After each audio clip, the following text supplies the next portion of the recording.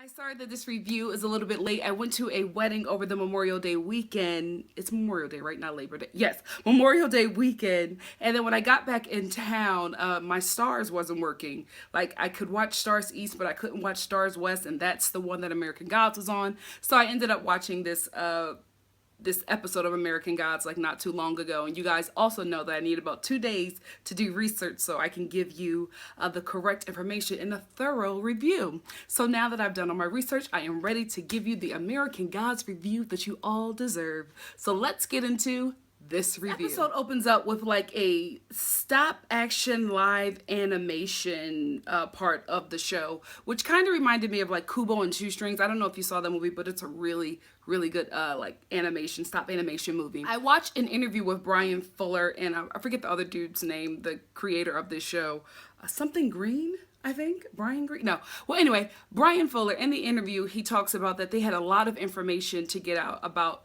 this episode, because this episode is the episode where we talk about how the gods die out if people don't believe in them. And he said there was so much information to get out in this episode, and they didn't know if they had the time and just like the actors and the space and the money to do so, because this episode has so much information. They just didn't know if they had it to do all of this beginning of the episode, and also have it correlate with the rest of the episode. So he was just like, we have so much information to get out, how can we do it? And then it hit him, let's just do it in animation. And it ended up really working well for them, because they were able to get a lot of information out with just a little bit of visuals, and it wasn't as costly as hiring like actors and costumers and makeup artists. Like, he was just basically saying that this would have been a very expensive episode. And as you know, this is like a pilot season, so you know, when it's your first season, the network gives you just a certain amount of money because they don't want to invest too much money.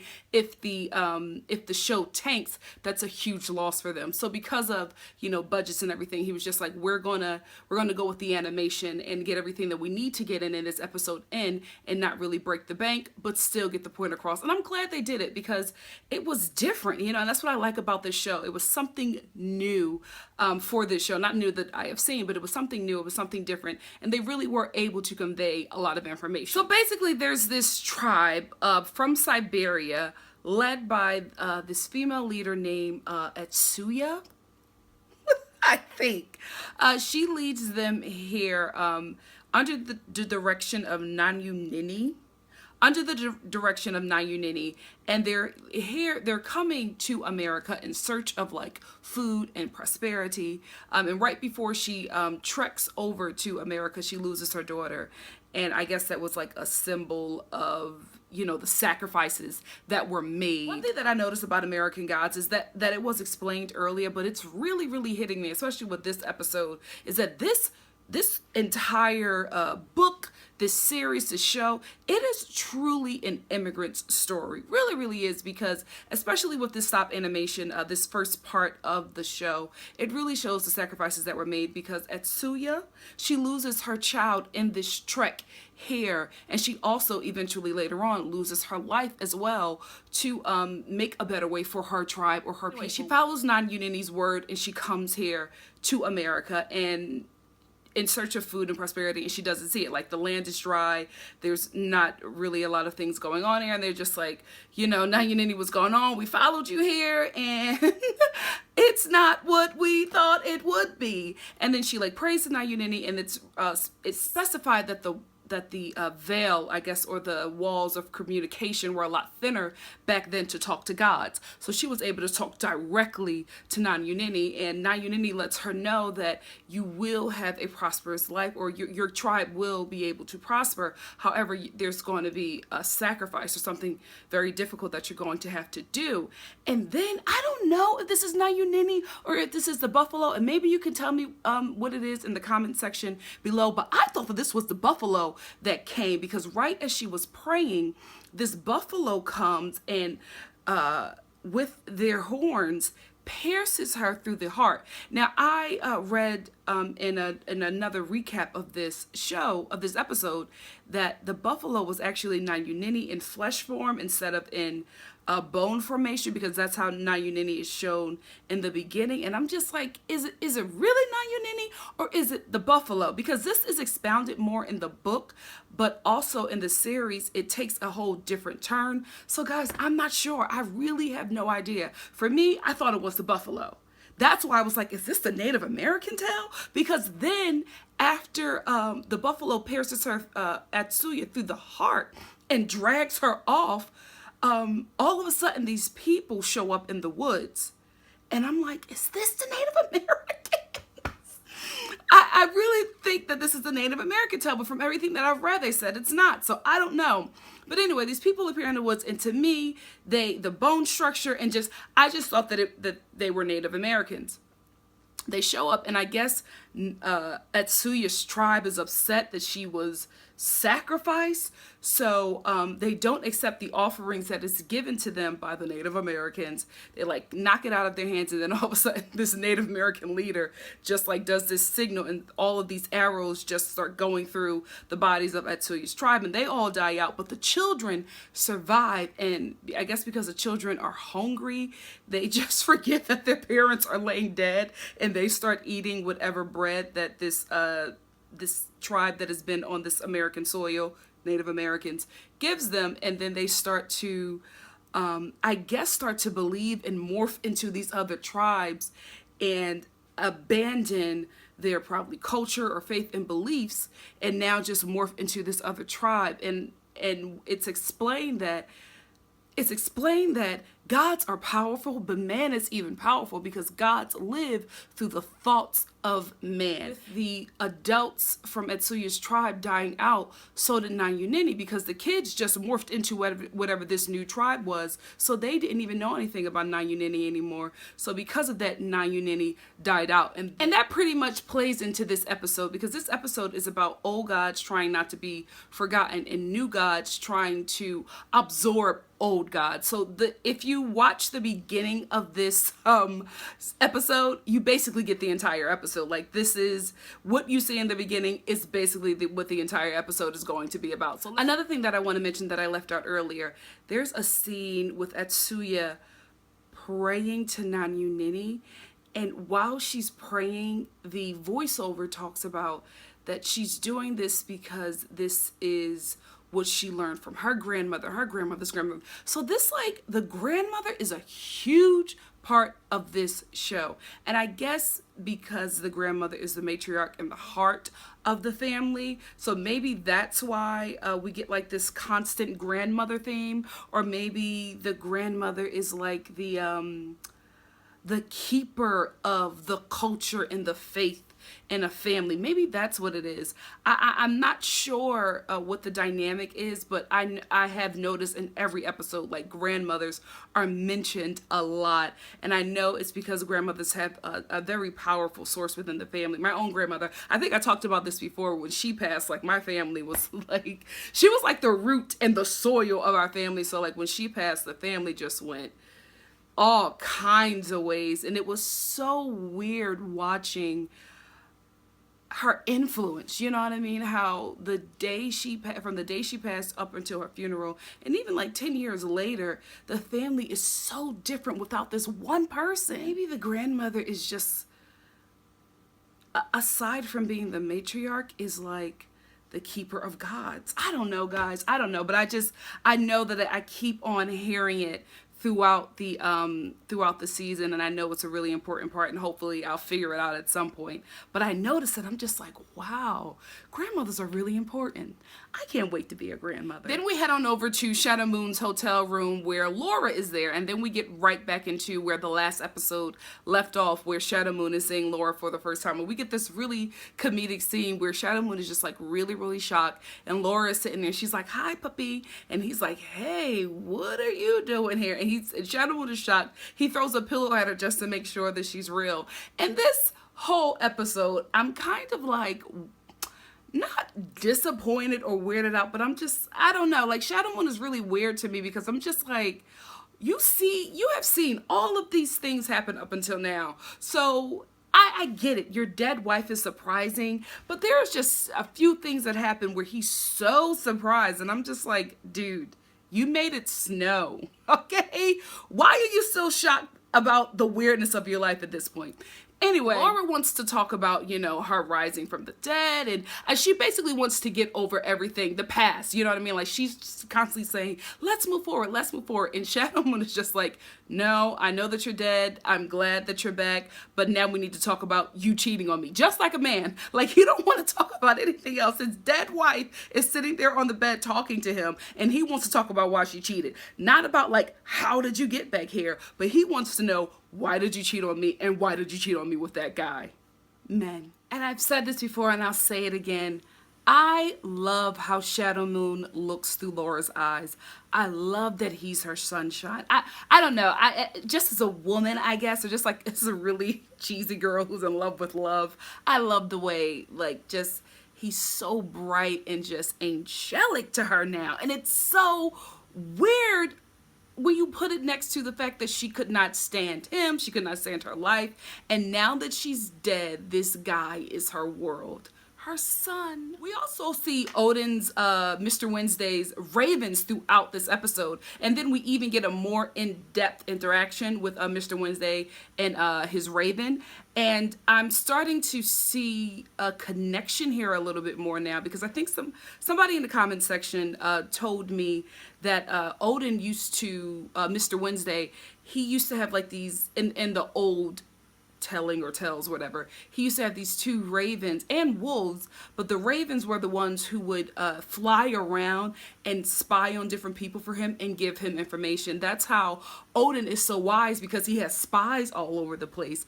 So I was able to see this a little bit better now that I have that understanding. But there's this one raven that's basically been watching Laura this whole time. So I feel like that's going to come into play at some point, that Mr. Wednesday knew about Laura, he knew about the cheating, he knew that she would die. Like, he knew this whole situation. So I'm anxious to see how the knowledge of Laura and her ways and just her dying and her cheating, how Odin knowing all of that, Mr. Wednesday knowing all that, plays into his relationship with Shadow Moon. I don't know if we'll see it this season, but I really want to see if that will come out and how that will be played out. So I say that because this one particular raven that we saw at the scene of Laura's death, you know, that raven that was sitting on that was perched on the electrical wires looking over Laura and Dane Cook as they were like thrown out of the car, just sitting there dying, as Anubis was watching as well. That particular raven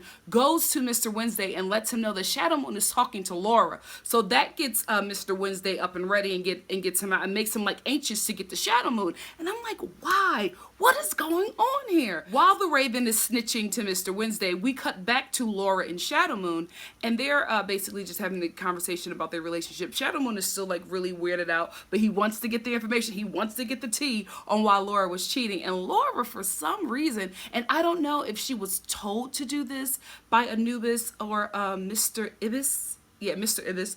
I don't know if she was told to do that, because if you go back to the episode where they took her to Mr. Ibis's funeral home, they dressed her up and all of that stuff, but we didn't get the conversation of why they were doing all this for her. So I don't know if they told her to seduce him, but Laura starts seducing him. Like, she puts herself in the tub, her decomposing body. She puts it in the tub and she warms it up, and she tells Shadow Moon that I warmed up my body in case you want to kiss me. And Shadow Moon is like freaked out, and she like climbs out of the tub trying to be all sexy with her body like stitched up, and she kisses Shadow Moon. And at first I was grossed out by this, because I'm just like, sis, you are decomposing. I don't know why you think that Shadow Moon wants to have like decomposing wife sex, but Laura was all for it. But anyway, she kisses him, and I thought that when you die, all of your internal organs are removed. I could be wrong, but when she kisses him, her heart beeps. And she's just like, oh my goodness, I felt alive for that one moment. So I don't know if it's with Shadow Moon, or maybe his powers for whoever he is. I don't know what it is, or maybe it's her love for her, but when she kisses him, she becomes alive. So I don't know if, and I'm just thinking, I could be wrong, but I'm thinking that maybe if they have more time together, or maybe if they have more intimacy, that maybe the love or the passion or the power from Shadow Moon will keep Laura alive, because I think we might see her in season 2. I don't think this is a character that they want to kill off. I'm not sure, I could be wrong, but I feel like maybe that's what's going to happen here, that maybe Shadow Moon and Laura are probably going to have, like, you know, what is it called? Necrophiliac sex. I think that's maybe what's going to happen, and maybe that'll bring Laura to life. But because I don't know how they're going to save this character, because, you know, this show is based off a book, and I don't know what happens to Laura in the book. But I feel like at some point, because she's like decomposing, she has to die. So maybe the love or the kiss from Shadow Moon, or a few kisses from Shadow Moon, will keep her alive. Maybe that's what's going to happen. I'm not sure. I feel like it, but who knows? So girl, then Laura says to Shadow Moon, "Are you still my puppy?" And Shadow Moon steps back, because this is like after the kiss, and he looks at her and he goes, "No." I was like, wait a minute. And I don't know if it's because she's dead or decomposing, whatever, but the spell is broken. Like, Shadow Moon is no longer, I'm not saying that he doesn't love Laura, but I don't think he's in love with her anymore. I think the cheating really broke his heart, and the fact that maybe she's decomposing is another thing where it's just like a turn off for him, because he was weirded out by her this entire scene. But Laura was just trying to, you know, woo him like she always was able to do, but it wasn't working. So, gosh, I don't know what's going to happen. I freaking love Media. I am in love with this character. I love the fact that every time you see Media, it's a different, like, influential person. And Jillian Jacobs, no, her name isn't Jillian Jacobs. Jillian Anderson? Whatever, the red-headed chick from the X-Files, she does a really, really great job. But just with the characters that she's playing, I mean, she's not like a direct carbon copy, but we get who she's playing. Because when we first see her in this episode, she plays David Bowie. She runs up on Technical Boy, and she uses his technology against him. This made me think that maybe Media is stronger than Technical Boy, and maybe Media is like the parent of Technical Boy. Maybe that's it, because how could she use his powers against him? Like, that same, like, technical eye mask thing that he used on Shadow Moon, she was in his technical limo that he used against Shadow Moon, and she was sitting on the other side, and Technical Boy was clearly intimidated by her, and she's talking to him, and she's just like, "Oh, you have a brand problem, because how dare you, like, hang a black man from a tree." This whole scene with Media and just her interaction with Technical Boy throughout reminds me of when a celebrity, like, tweets something or is caught on video doing something on, like, social media. I feel like this was her part in it, that Media was representing social media at this point, and Technical Boy was that influencer or that celebrity or that brand or that company that made a mistake, said something racist or did something sexist or something like that, or tweeted something inappropriate. And Technical Boy was taking on that position, because Media is talking to Technical Boy, and she's just like, "You have a brand problem, you can't hang a black man from a tree." And it was all of these things that made me think of, like, when a celebrity has, like, a meltdown on Twitter, because Technical Boy is not sincere. He doesn't get it, he doesn't care, but he knows that he has to clear these things up, because the people who are more powerful than him are telling him, in order to go along with what we're doing here, you have to fall in line. So you have to fix this, because Media's just like, "I sent you to talk to Shadow Moon. I did not send you to assault him." But Technical Boy is this new, young, bratty god who wants to do whatever he wants to do. But there are powerful new gods who are just like, "No, you have to fall in line." So Media is one of them, and she meets to get Technical Boy in check. And it goes well, kind of, but Technical Boy is still such a bratty kid that it doesn't really resonate the way it needs to. So my favorite scene of the night was, guys, forgive me if my voice is a little low. I did a lot of screaming at this wedding. So I'm, like, losing my voice. So I'm trying to, like, I'm literally screaming at this point. So anyway, my favorite scene of the night is between Laura and Mad Sweeney, because Mad Sweeney knows that Laura has the coin, but he doesn't know that it's in her, but he knows that that she has it, dead wife. He knows that she has it, so he tries to find her. He finds her in his hotel room. I don't know how he finds her. It's not explained how Mad Sweeney gets around and finds things. But anyway, he kicks open the door, and Laura's there, and he goes up to her. He's just like, "You have my coin, dead wife. You have to give it to me." And he goes up to her, and he tries to, like, choke choke her. And he opens up her mouth, and all of a sudden, like, this bright light comes out, and he looks down into her body, and I guess because all of her organs except for her heart is gone, he can see the coin. So Laura just like lightly flicks him, and he goes across the room. So this coin not only gives her life, but it gives her superhuman strength. I don't know when it will be explained, but this is what it is. So they have like this really cute fight scene because Mad Sweeney is just, he does not have the power, and I guess because he doesn't have the coin, but he can't match Laura's strength. Like, she just flicks him, he goes across the room. Like, she steps on his hand, it's like you can hear his fingers breaking. She's so strong. So we have like this whole scene where she's like torturing him, and she's just like, where's my man, what's going on? So Mad Sweeney tells her that Mr. Wednesday told him to meet him at a bar and pick a fight with Shadow Moon. God, what is going on? So after Laura interrogates Mad Sweeney, she realizes that he has to be given the coin free of will because Mad Sweeney has like this temper tantrum, this entire meltdown because he can't get the coin back from him. He's just like, give me my coin. It's not your coin. It shouldn't have went to your man. That coin goes to royalty. That's not explained why he said that. If you know why that is explained, that's not a spoiler. Please write it down in the comment section below. So anyway, Laura realizes that she has to give him the coin. Then Mad Sweeney says to her, it's fine. I know you won't give me the coin, but your body is decomposing, and soon you're going to rot, and I'll be able to dig under your ribcage and get the coin myself. He says if you keep on dipping in that tub, you're going to decompose a lot faster. And then he like bum rushes her, throws her into the water, and starts choking her. Just as he starts choking her, cops run in, and he's just like, oh no, it's okay. I'm sorry, she's alive, she's alive. And Laura's playing dead, and he's just like, oh, dead, why?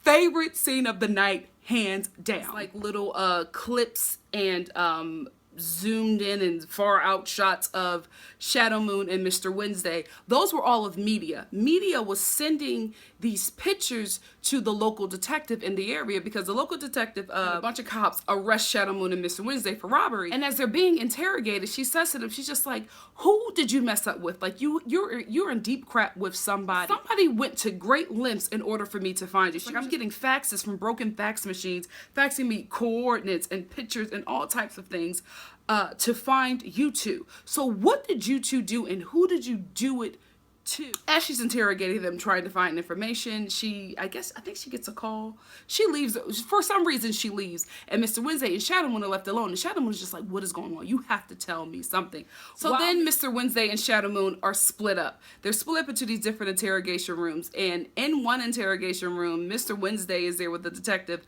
and he's telling him everything. And of course, the story is so ridiculous, the detective is not believing it. And then Shadow Moon is in a separate room, and because he's a known felon and he's been in this situation before, he just keeps on saying, I want a lawyer, I'm not saying anything, I want a lawyer. Then Mr. Wednesday and Shadow Moon are put in the same room. I guess they wanted to put them in the same room to see if the, criminals will start talking and give information.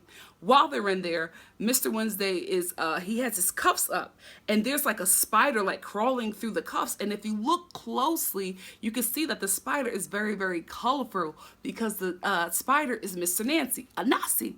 So he opens the handcuffs for him, and Shadow Moon is just like, what is it? How did that happen? He's just like, oh, this spider, it's my friend, Mr. Nancy. Shadow Moon is trying to like figure out what's going on because Mr. Wednesday is really terrified. He's like, you're terrified of something. What is going on? Tell me. He's like grabbing his hand, screaming at him. And Mr. Wednesday is just like, something is coming and you do not want to be here. So let's go. Before they can go, the lights start flickering, and all of a sudden, media floats in as Marilyn Monroe. And this is the part where I was telling you about, where I'm just like, I can't believe Shadow Moon is like freaked out by stuff at this point. He looks at me and he's just like, oh, what are you doing? How are you flying? Like, what's going on? And I'm like, dude, really? A spider just opened Mr. Wednesday's handcuffs. Like, how are you this freaked out by media flying? So anyway, media walks in. She gives this whole conspiracy theory about her death as Marilyn Monroe. I don't know why that was important, but I'm thinking because of media. Media is not only social media, and media is gossip and television and all those things. So maybe that's why media was mentioning those things, because conspiracy theories is also a part of media. And back in that time, shows like that was really, really big. It's still really big now, but way back in the day, like those conspiracy theory aliens are coming. All those types of shows, those radio shows particularly, were really, really popular back then. So I don't know if that's why she was saying that, but I know that everything in this show was very intentional. So I know that there was a reason why that was put in. I just couldn't figure it out. Then walks in Mr. World, played by Crispin Glover, who in my generation knows it's Marty McFly's dad. He walks in, and what's really interesting about this scene, his introduction into the entire episode, is that in an interview, Brian Fuller says that he considered him for the role. Like right away when they were thinking about Mr. World, they were just like, this has to be him, because Mr. World is not really, he's mentioned, but you don't really see him a lot in the book. So this is another character that is going to be expounded about in this, expounded upon in this season. So he said that he was, him and his co-creator, they said that they were considering him for the role, and I guess they met with everybody before they, who they considered, before they actually made the offer. And he said that they were sitting down waiting for him to arrive, and they said Crispin on this like antique bike rides up to them in a red velvet suit and like a top hat, and he says he parks his bike, he gets off the bike, and he walks up to them slowly. He takes off the top hat and does something like this, and he greets the gentleman. And when after they made him an offer, they wrote that in to the show, because it was just like, that's Mr. World. Like that's how Mr. World would enter a room. So this entire scene, this his entrance, is based off of Crispin Glover in his first meeting with the creators of American Gods. Isn't that awesome? I thought that was really cool. So Mr. World brings in Technical Boy. He brings him up to Shadow Moon. He's just like, do you want to hurt him? Do you want to, like, what do you want to do to him? Because what he did was really wrong. And they make, like, Technical Boy apologize. And Technical Boy is just like, what I did was wrong. And it's just like those celebrities or those influencers who make a mistake and they don't really mean it. So they give you this baseless apology, this, like, no emotion, not really apologizing, like in a bratty kind of way, just like, I'm sorry for what I did. I didn't mean it. I didn't know better. And, you know, just like this bogus apology, he gives that to Shadow Moon. And then Mr. World tries to like negotiate. Him and Media try to negotiate with Mr. Wednesday because they want to help him for some reason, which was really odd to me, because when Media met with Technical Boy, she was just like,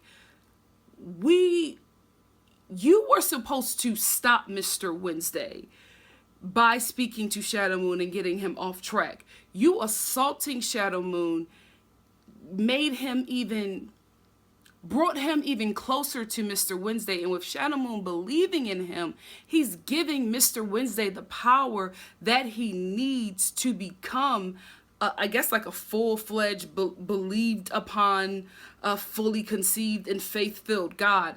And I guess because whoever Shadow Moon is, him believing in him is, I guess, the faith of 10 billion people. You know what I mean? So we don't know who Shadow Moon is, but his faith in Mr. Wednesday is giving him power. So that was odd to me, that they were now trying to negotiate with Mr. Wednesday and help him get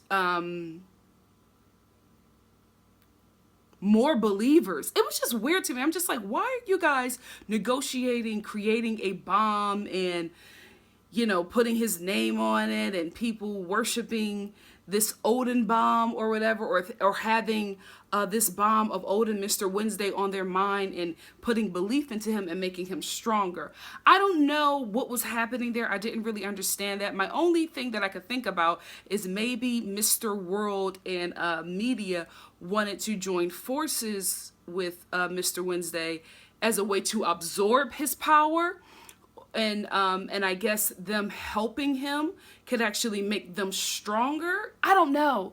Maybe that's what it is, but I was just like, why are they helping him if they wanted to stop him in the beginning? It has to be something sinister, because Mr. World, this character was really, really creepy. I didn't trust him for 1 second. Crispin Glover did a great job, because I was freaked out by this character the entire time, because I'm just like, why are you wanting, if you're a new god and you're very, very powerful, and I still don't know what he is. I don't know if Mr. World is the world, or is Mr. World is like all of the continents. I don't know yet what his power is, because it wasn't fully explained at all. Like, Media is clear, Technical Boy is clear. Mr. World, I don't know. I assumed he's the world, but like in what capacity? So don't really know what's going on there, but I was just confused about why he wanted to join forces. My only thought, like I said before, is that maybe he wants to control Mr. Wednesday by giving him this bomb and making people believe in this bomb.